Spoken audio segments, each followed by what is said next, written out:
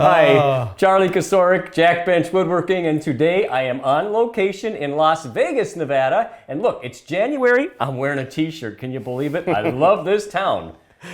I do. Anyway, I am with Chris Kerschner. Chris, thanks so much for having me out to your shop. Chris has got a great YouTube channel, Adventures in DIY. Be sure to check it out.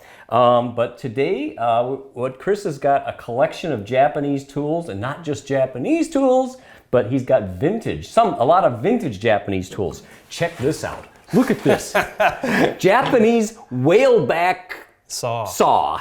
And at the end of the video, I get to use it. So be sure and watch to the end and see how well I'm able to handle this big monster saw. That is pretty big. It is a monster, and it's cool as can be. We'll talk more about that in a minute. But first I want to say, so Chris, you've got this really nice collection of these Japanese tools, and how is it that you have this great interest, or this much interest in the Japanese tools? Well, my wife is half Japanese, and so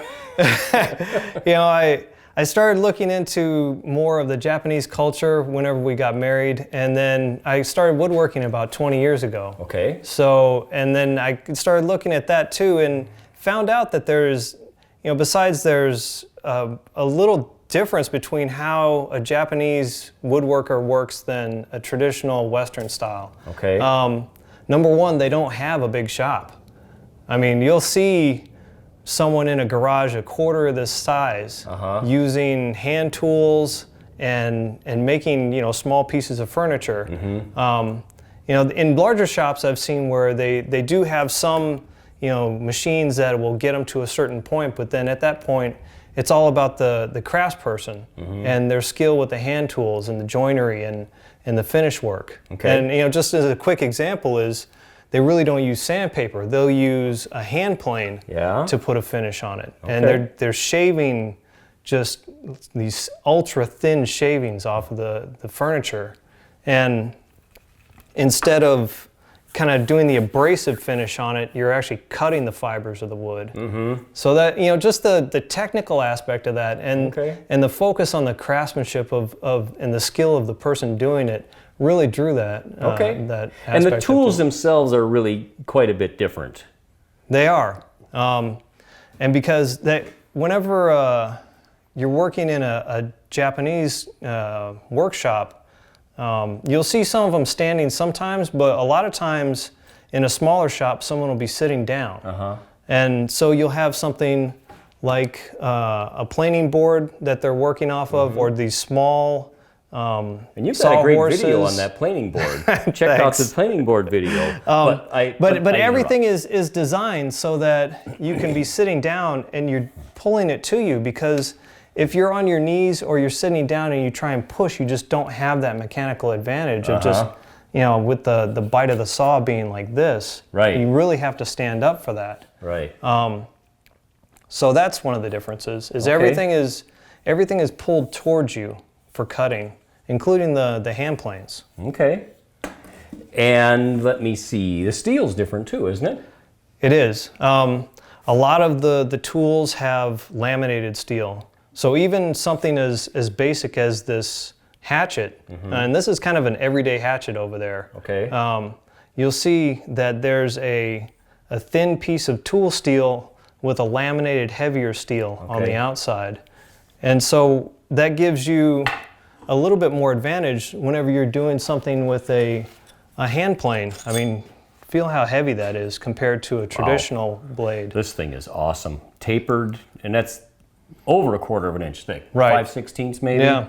So you have less chatter whenever you're pulling it across the board. Okay. And it's just a little bit, it seems to hold the edge a little better, because this is a really hardened piece of steel. And you'll see on the backside where your hardened steel is, and that's, everybody knows that the harder the steel is, the more brittle it is. Yes. But it's also kind of protected a little bit by that heavier steel. Easier to sharpen too if some of it's soft. Right. Yes. That's for sure. Okay.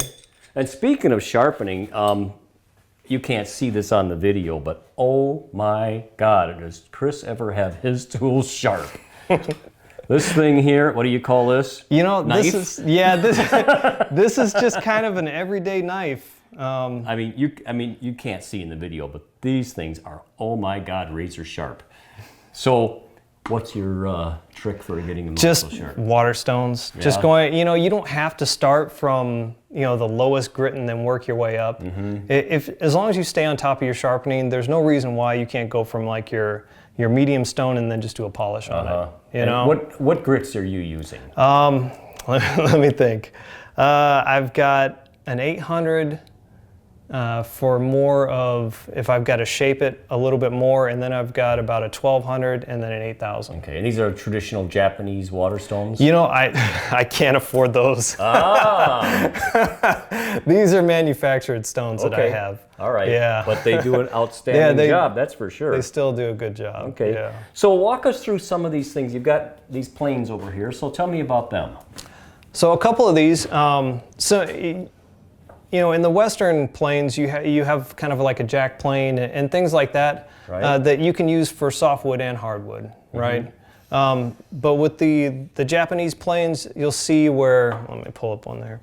Okay. The blade is set at this lower angle, and that's more for softwoods. Okay. Whereas this one is set at a 45 degree, and that's more for a hardwood. Okay.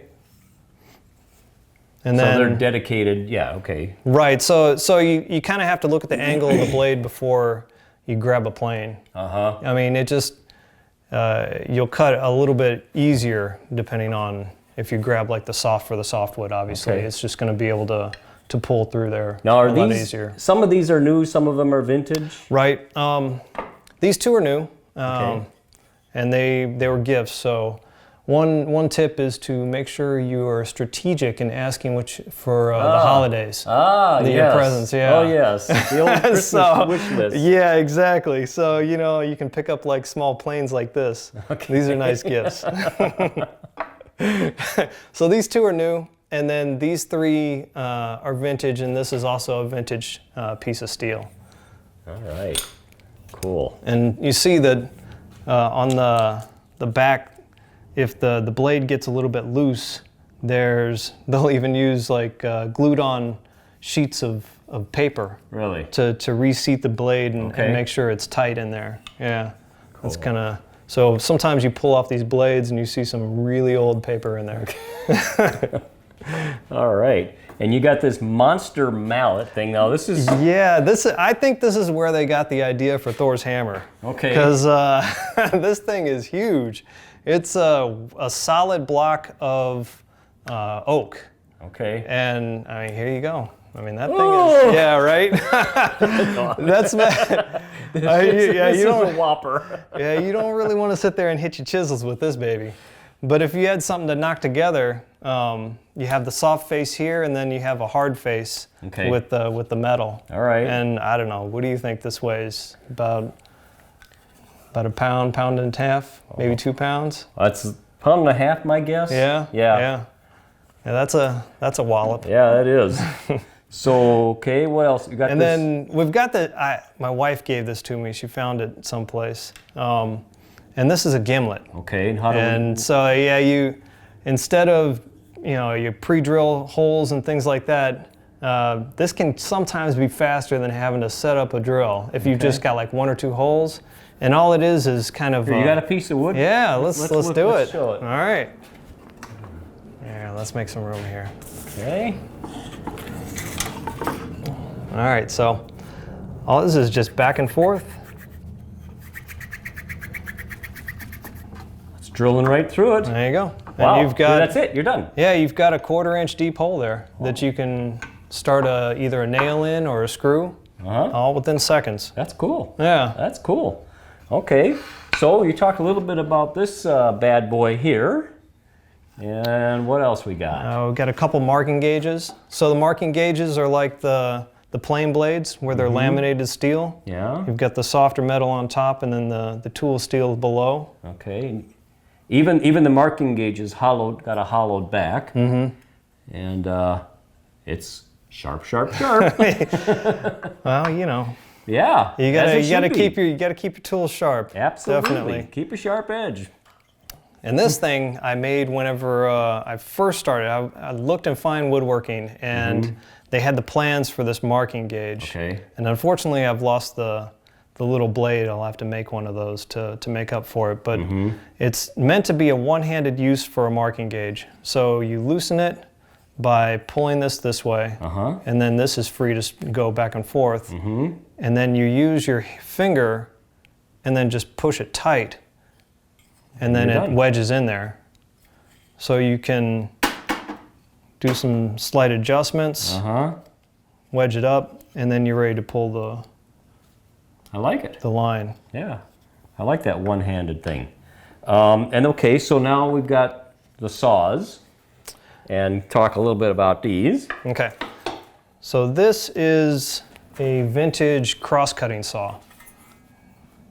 It's, I mean, you could probably, like smaller branches and things like that for felling small trees.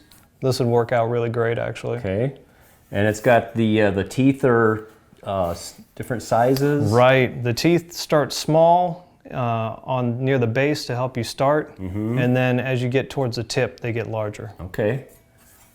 And is this, now you were showing me earlier, or actually on your you got a video dedicated to this whaleback saw, but you're saying this one, the blade is tapered. Is that true with all of these? You know, with this one, it's one, pretty much the same on this one. If you're looking straight down it, there's really no variation. Okay. And there might be a slight taper down towards the tip, but it's really kind of a... Okay, talk more about that when we get to this exactly. one, that one you can really see the difference on it. Okay. And this one is a just another crosscut saw. Okay. Just different I different noticed size. too on these that they're not straight. Yes, I mean it's kind of bow to it. It does have a bow to it. Yeah. Maybe makes it easier in the pull to somehow. Right, and you know, you can see the difference between this one and this one. This one was meant to have a handle where you're either holding in one hand or two like this, and it's just massive pull strokes, where this one is designed to either hold here or, you know, like just smaller strokes. Okay, good. So, what else do we got here? Well, most people know this one. Yes. And this is a Dozuki saw. Right, I've got one similar to that. Yeah, kind of like a dovetail type of saw, but really thin. And this is a new saw. One of the first saws that I picked up whenever I first started doing Japanese woodworking. And I know they're great. The one I got, I love it. Yeah. This is a combination. So on one side you have the crosscut. Yes. And then the other side is the ripping side. So, all right. So, Chris, now we got the big mama. Tell us more about this thing. So, at least from the description, this is at least 80 to 90 years old. And if you, it might be a little hard to see in this light, but there's hammer marks from the smith up here towards the tip. And what he was doing there was making the blade thinner towards the top here and thicker towards the back side. Okay. And then similar to the other saws where you've got, you know, shorter teeth down here, the spacing is shorter and the teeth are smaller, and that's for getting things started. Usually you're hanging out within these first couple inches to get the saw started, and then you start pulling through these huge teeth. I mean, I think some of these are almost an inch long. Yeah. Towards the tip. They are big. Well, I'm going to play with that in a few minutes here. All right. And now you got these nice Japanese chisels here. Yeah, and most people have seen these. I mean, yes. You know, they're the same thing, laminated steel, hollow ground on the backside. These are kind of like an entry-level chisel. Oh, really? Yeah, they really are. They look pretty nice to me. Thanks. You know, it's all about just keeping your tools sharp, is what it comes down to. Okay. Just spending that a little extra time and getting them sharp. All right. Now, let's move outside and find a log. I'm going to use this. Let's move outside and we'll make some sawdust. Okay. Rock and roll, man. Shit.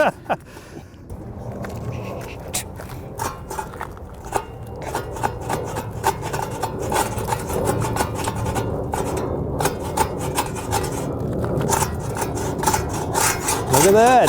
Yeah, baby! Yeah, baby! Look at you go. Rock and roll, man! You get good at that, I'm gonna keep putting you to I'm work. a lumberjack now, baby! All right, so you got like another 20 minutes. Oh, it's fun, Chris. Yeah, Thanks it's great. a million. Thank you. Thanks for coming by. Oh, shit. That was fun. Cool. Yeah. You know what's funny? I haven't even used this. Well, go for it, man. Yeah, man. No, I'm just saying in general. You're the first person.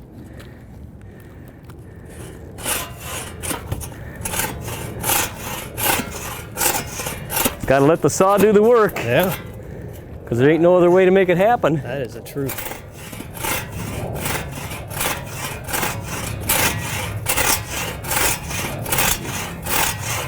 That'll be some tough guys, huh? Oh, yeah. Can you imagine? Oh, no. Yeah. Yeah, that's nuts. Yeah, that would kill you. Yeah, right? Oh, shit.